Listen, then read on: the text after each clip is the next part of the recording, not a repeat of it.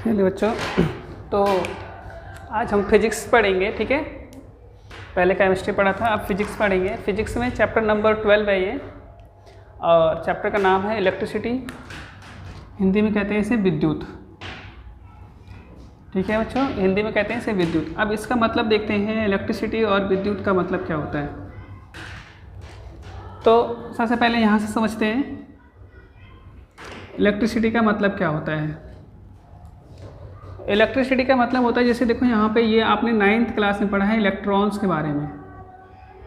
ठीक है, तो ये इसका मतलब होता है चार्ज।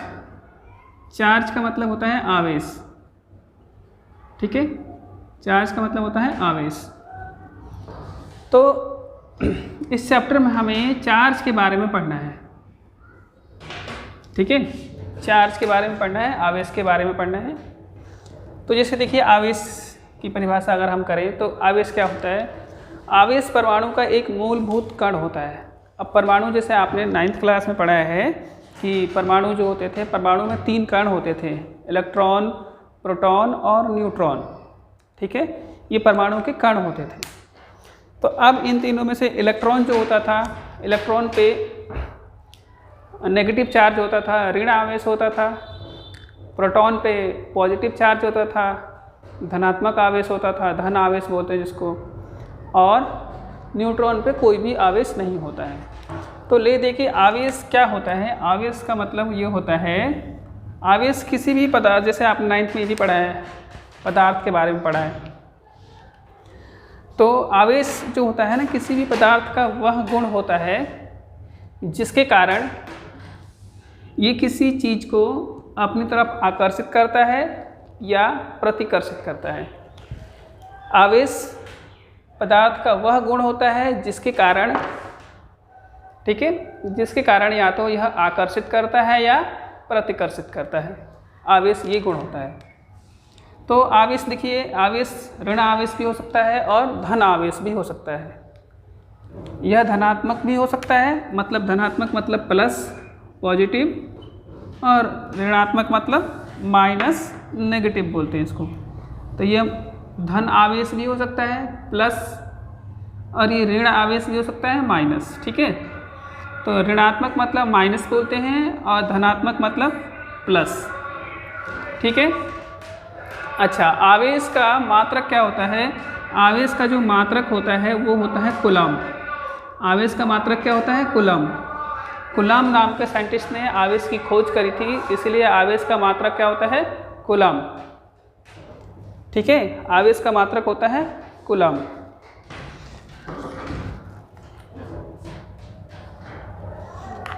आवेश के गुणधर्म देखिए, आवेश के क्या गुणधर्म होते हैं।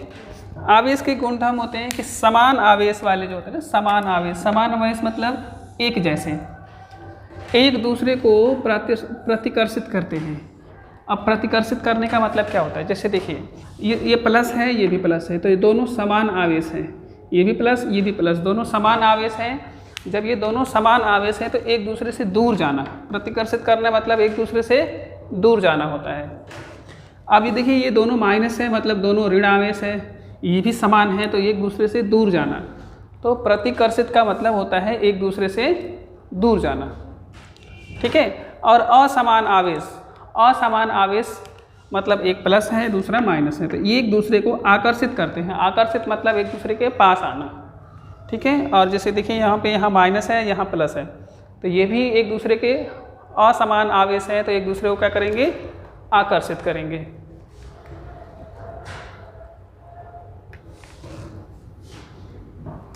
चलिए, आवेश का एक और गुणधर्म होता है, आवेश जो होता है क्वांटाइज्ड होता है। अब क्वांटाइज्ड का मतलब क्या होता है, इसका मतलब समझते हैं। जैसे मान लीजिए ये इस फॉर्म में होता है, Q = NE, Q = NE के रूप में होता है। अब इसका मतलब क्या होता है, Q का मतलब आवेश। अब आवेश को हम Q से लिखेंगे, Q का मतलब आवेश हो गया। ठीक है, और N मतलब इलेक्ट्रॉनों की संख्या, N मतलब इलेक्ट्रॉनों की संख्या, और E मतलब होता है एक इलेक्ट्रॉन पे कितना आवेश होता है। और एक इलेक्ट्रॉन पे जो आवेश होता है वो होता है -1.6 × 10⁻⁴ -19 कूलम।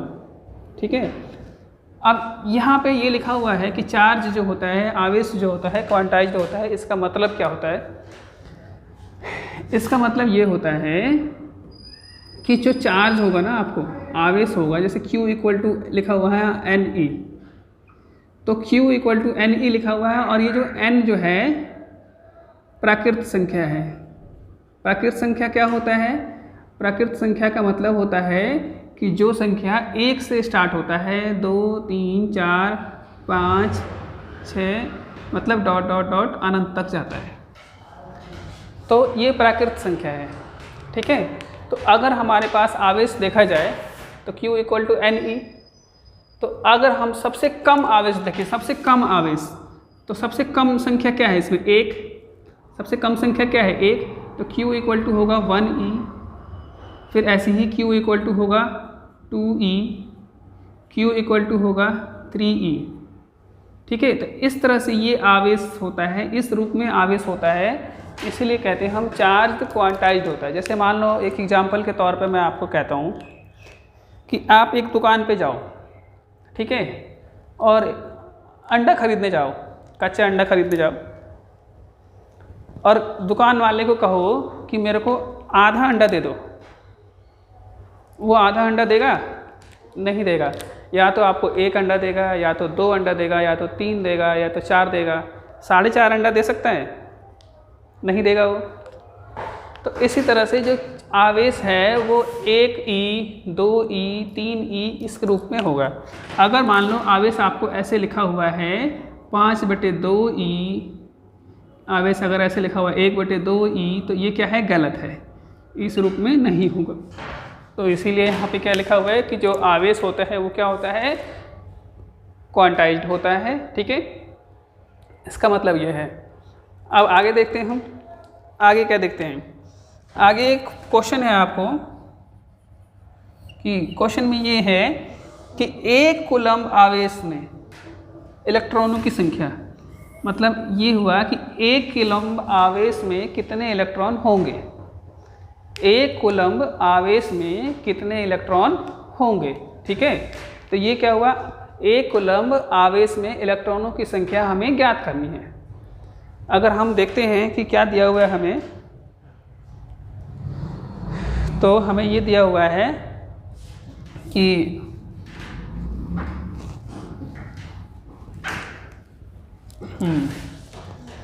तो यहाँ पे कह रहा है कि 1 कूलम्ब आवेश, ठीक है, आवेश कितना है? 1 कूलम्ब।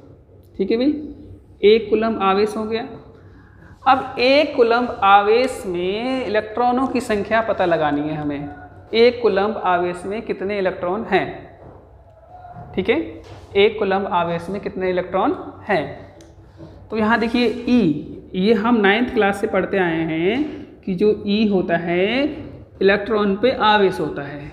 E जो होता है इलेक्ट्रॉन पे आवेश होता है, और जो इलेक्ट्रॉन पे आवेश होता है उसका जो मान होता है वो होता है -1.6 ×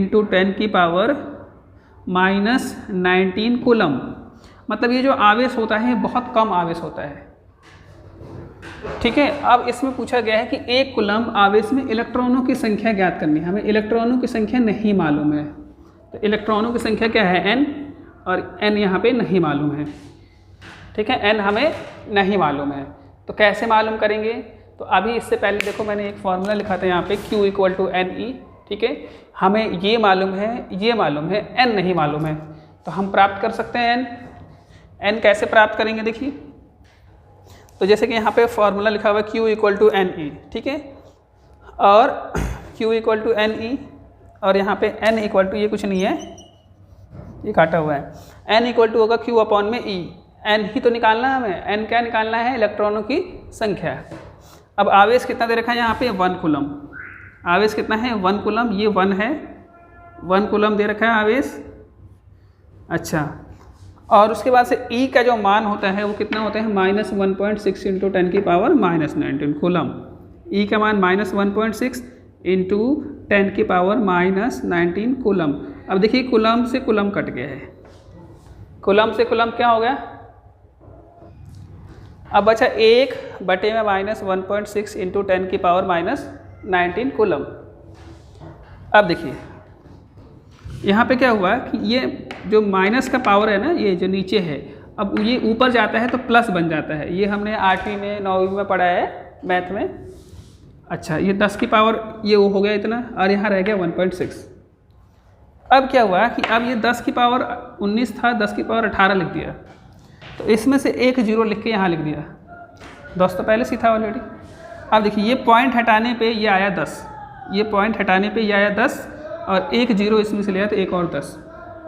ठीक है, अब ये डायरेक्ट लिखा हुआ है, मैं सॉल्व करके दिखाता हूँ आपको कैसे सॉल्व होगा ये। तो ये हुआ 10 की पावर 8 इंटू 100, 10 की पावर 8 इंटू 10 इंटू 10 100 बटे में 16। अब 4 से काटेंगे इसे, 4 चौक 16 और 25 चौक 100, तो ये आया 18 था यहाँ पे, सॉरी 10 की पावर 18 और 25 बटे में 4। तो जब हम इसको सॉल्व करेंगे तो 25 बटे में 4 को सॉल्व करेंगे तो 4 की पहाड़ा पड़ेंगे 6 बार में, तो 4 छक 24, 1 बच गया, फिर 4 दूनी 8, फिर 2 बच गया, 4 पंजे 20, और ये आया इतना। तो इतना इलेक्ट्रॉन। तो कहने का मतलब ये है कि 1 कूलम्ब आवेश में 6.25 इंटू 10⁻⁻19 कूलम्ब का आवेश होता है। ठीक है, फिर से एक बार हम स्टार्टिंग से पढ़ते हैं। ये समझ में आ गया सबको? अब स्टार्टिंग से हमने क्या देखा था? स्टार्टिंग से हमने देखा था कि आवेश क्या होता है। आवेश क्या होता है बच्चों? आवेश का मतलब होता है कि आवेश, इसको रफ कर लेने दो।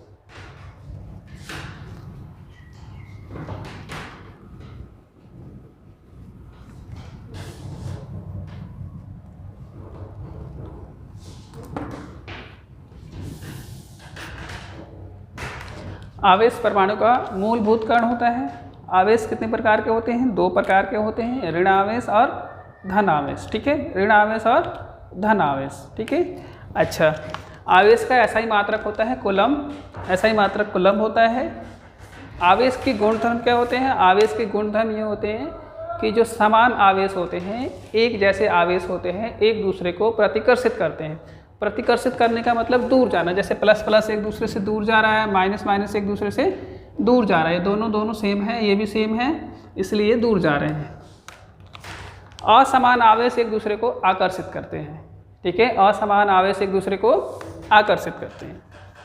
अच्छा, आवेश क्या होता है? क्वांटाइज्ड होता है, अभी पढ़ा हमने। तो क्वांटाइज का मतलब क्या हुआ? Q = Ne। क्या हुआ? Q = Ne। Q मतलब आवेश, N मतलब इलेक्ट्रॉनों की संख्या, और E मतलब इलेक्ट्रॉन पे आवेश। इलेक्ट्रॉन पे आवेश होता है -1.6 इंटू 10⁻⁻19 कूलम्ब। अगर हम देखें प्रोटॉन पे क्या आवेश होता है, तो प्रोटॉन पे आवेश सेम होता है, बस यहाँ से माइनस हटा देते हैं। यहाँ से क्या करते हैं हम? माइनस हटा देते हैं। ये कैलकुलेशन करा हमने। आगे क्या देखा हमने? आगे ये देखा कि यहाँ माइनस था, यहाँ माइनस नहीं है, यहाँ माइनस नहीं है, यहाँ माइनस नहीं है, मतलब हमने क्या करा? माइनस हटा दिया। क्यों हटाया? तो देखिए यहाँ पे n निकालना हमें। ठीक है, क्या निकालना है? n। अब n क्या है? n जो है प्राकृत संख्या, और प्राकृत संख्या जो होती है माइनस में नहीं होती है, संख्या कभी माइनस में नहीं होती है, इसलिए हमने यहाँ से माइनस को नेगलेक्ट कर दिया, हटा दिया। तो ये आ गया आपको इलेक्ट्रॉन की संख्या। तो इतने इलेक्ट्रॉन आएंगे किसमें? 1 कूलम्ब आवेश में। अगर मैं बात करूं 1 कूलम्ब आवेश, ठीक है, 1 कूलम्ब बराबर होता है -1.6 इंटू 10⁻⁻19 कूलम्ब। ठीक है, इलेक्ट्रॉन्स लिख दो यहाँ पे, मतलब 1 कूलम्ब आवेश में इतना इलेक्ट्रॉन होते हैं। ठीक है, तो अभी हमें पढ़ना है विद्युत धारा। विद्युत धारा को इंग्लिश में हम कहते हैं इलेक्ट्रिक करंट। इलेक्ट्रिक करंट, ठीक है, इलेक्ट्रिक करंट कहते हैं इससे। तो इलेक्ट्रिक करंट का मतलब क्या होता है? आवेश के प्रवाहित होने की दर को विद्युत धारा कहते हैं। आवेश की प्रवाहित होने की दर को विद्युत धारा कहते हैं। इसका मतलब देखिए क्या है।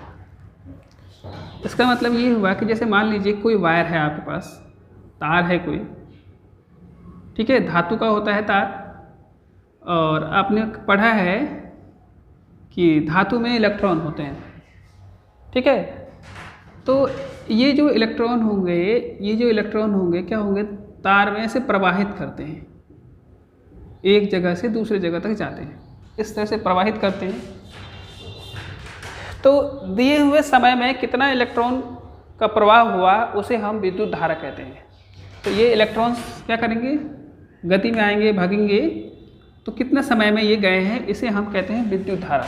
तो इसका मतलब यही हुआ, आवेश का मतलब इलेक्ट्रॉन को प्रवाहित होना मतलब एक जगह से दूसरी जगह तक जाना, होने की दर। अब जैसे दर बोला गया है, दर जैसे यहाँ समय से भाग किया गया है, तो ये विद्युत आवेश का दर हो गया, को विद्युत धारा कहते हैं, ठीक है। विद्युत धारा में जैसे आप लोग सिंपल सुनते हो करंट, जैसे किसी को करंट लग गया, अगर उसको हिंदी में बोले तो बोलेंगे उसको विद्युत धारा लग गया। तो विद्युत धारा का जो सूत्र होता है, फॉर्मूला होता है विद्युत आवेश बटे में समय। मतलब ये हुआ कि जिस दिए हुए समय में कितना आवेश का प्रवाह हुआ उसे हम कहते हैं विद्युत धारा। अगर देखो जिस विद्युत धारा यहाँ पे है, इसको विद्युत धारा को I लिखते हैं और आवेश को Q और समय को T। अब एक बात ध्यान से सुनिए, अगर ज़्यादा आवेश का प्रवाह होगा, आवेश ज़्यादा होगा,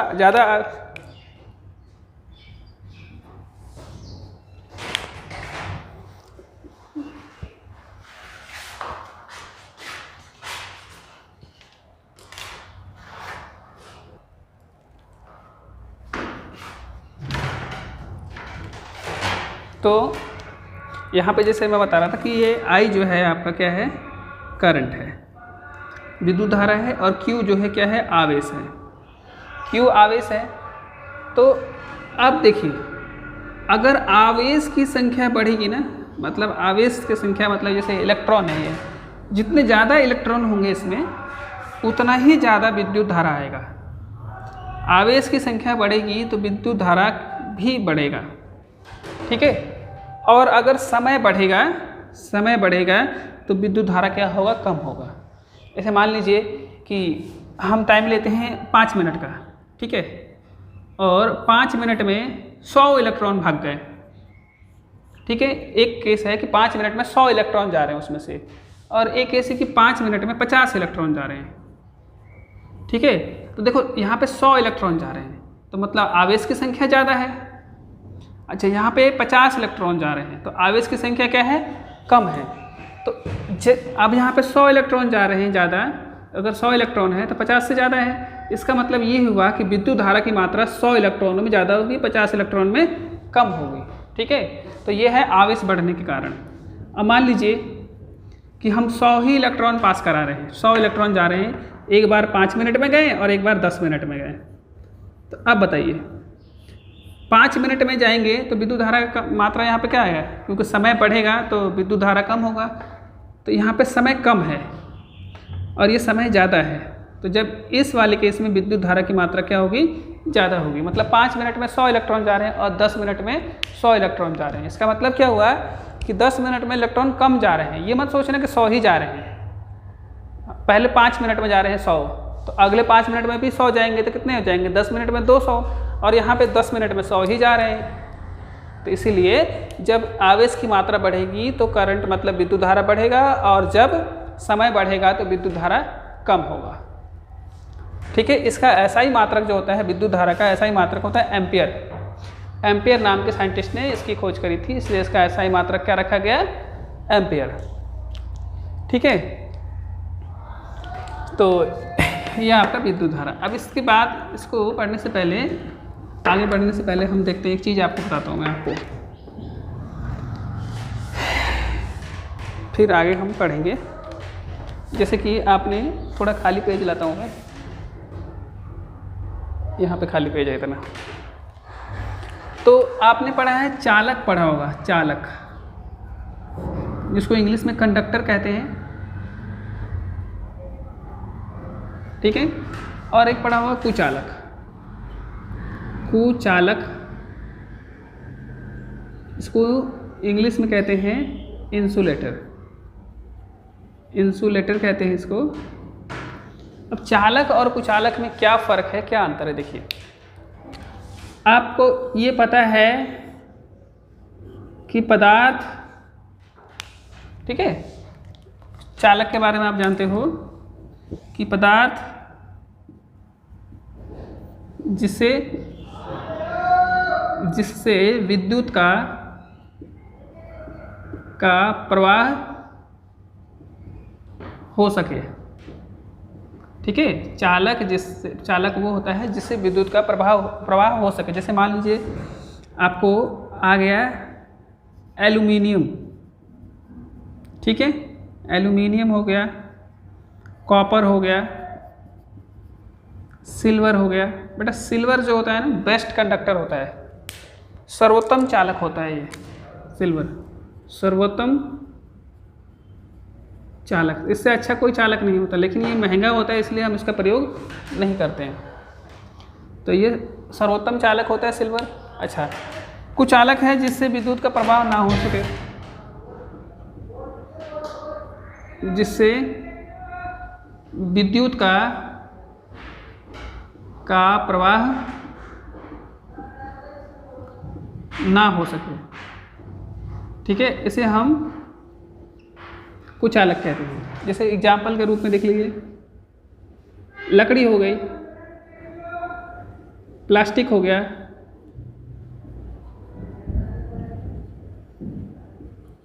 बहुत सारी चीज़ें हैं, रुई हो गया, कॉटन हो गया, कपड़े हो गए, इन सबसे विद्युत का प्रवाह नहीं होता है। अब विद्युत का प्रवाह होता है क्या, क्यों नहीं होता है, इसका मतलब क्या है? तो अब देखिए मैं आपको एक बताता हूँ, वायर बना रहा हूँ, कंडक्टर बना रहा हूँ, तार बना रहा हूँ, एक ऐसे ही होते हैं तार, ये थोड़ा दिखाने के लिए आपको मोटा बनाया गया है। इसमें क्या है, इलेक्ट्रॉन है, इलेक्ट्रॉन है, इलेक्ट्रॉन है। चलिए ठीक है, तो आपने ये पढ़ा होगा ना छोटी क्लासों में, 9th में, कि चालक जैसे ये एल्युमिनियम है, सिल्वर है, कॉपर है, ये क्या है, धातु है, ठीक है, ये क्या है, धातु है। तो धातु में जैसे मान लीजिए मैं आपको बात कर रहा हूँ कॉपर की, तो आपने पढ़ा होगा Cu+2, ये पढ़ा होगा, इससे पिछले चैप्टर में भी पढ़ा है। एल्युमिनियम में पढ़ा होगा Al3+। तो इसका मतलब क्या हुआ कि कॉपर ने 2 इलेक्ट्रॉन किसी को दे दिया है और एल्युमिनियम ने 3 इलेक्ट्रॉन किसी को दे दिया। मतलब इसके पास 2 एक्स्ट्रा इलेक्ट्रॉन था, इसके पास 3 एक्स्ट्रा इलेक्ट्रॉन था। इसकी जो कक्षाएं पूर्ण होने के बाद, अंतिम कक्षा में 8 इलेक्ट्रॉन होने के बाद इसके पास 2 बच गए, इसके पास 3 बच गए। तो अपनी अंतिम कक्षा पूर्ण करने के लिए ये क्या करेगा, 2 इलेक्ट्रॉन दे देगा किसी को, जिससे कि इसका अंतिम कक्षा पूर्ण हो जाए। तो अब क्या हुआ कि ये इलेक्ट्रॉन जो होंगे ना, ये इलेक्ट्रॉन से होते हैं। अब ये इलेक्ट्रॉन्स क्या करेंगे कि गति करते हैं। क्या करते हैं, गति करते हैं, ठीक है, गति करते हैं, इसमें गति करते रहते हैं। और हम जब क्या करते हैं कि जब इसमें कोई बैटरी या कुछ लगाते हैं हम, ठीक है, तो देखिए ये माइनस है, नेगेटिव है, ये प्लस है। तो जब जैसे मान लो हमने इसमें इलेक्ट्रिसिटी दिया, इसमें इलेक्ट्रिसिटी दिया, तो क्या हुआ कि इलेक्ट्रिसिटी ऐसे गया, ये गलत हो गया, ये प्लस इधर आएगा, माइनस इधर आएगा।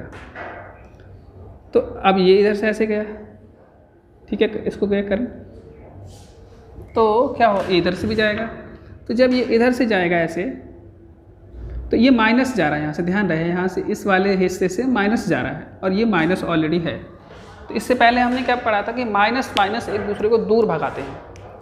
तो ये क्या करेगा, ये वाला माइनस ना इस वाले माइनस को दूर भगाएगा। तो दूर भगाने का मतलब, यहाँ से दूर भागने का मतलब इधर जाएगा, इधर जाएगा, ठीक है। तो ये माइनस इसको इधर से दूर भगाएगा। तो जब ये माइनस इधर दूर भगाएगा, तो यहाँ पर कौन सा हिस्सा है, यहाँ पे प्लस है। और अभी हमने पढ़ा था कि माइनस और प्लस एक दूसरे को आकर्षित करते हैं। तो इस तरह से क्या होगा कि ये माइनस इधर जाएगा और प्लस के पास आएगा। तो प्लस तो उल्टा है इसका, तो ये एक दूसरे को आकर्षित करेंगे और ये एक दूसरे को भगाएंगे। तो ये इधर से धक्का देगा और ये इसको आकर्षित करेगा।